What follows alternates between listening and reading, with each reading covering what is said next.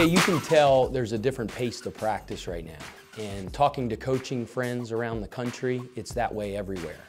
Because now the guys can see the light at the end of the tunnel. They know the uniforms are coming on, the lights are going to be hot, it's going to be the real deal. So there's been a little bit of a different pep in our step, a little bit of a better focus and attention to detail.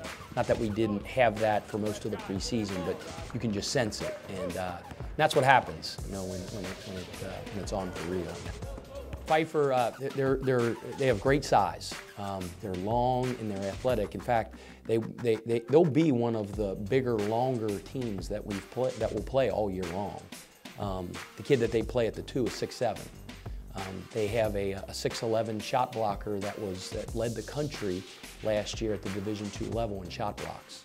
You know, they won't take anybody by surprise. Our guys have a very, very, very healthy respect for the potency of Pfeiffer, both on the offensive and defensive end. They bring unbelievable length and athleticism to the table, and we're going to have to really be ready.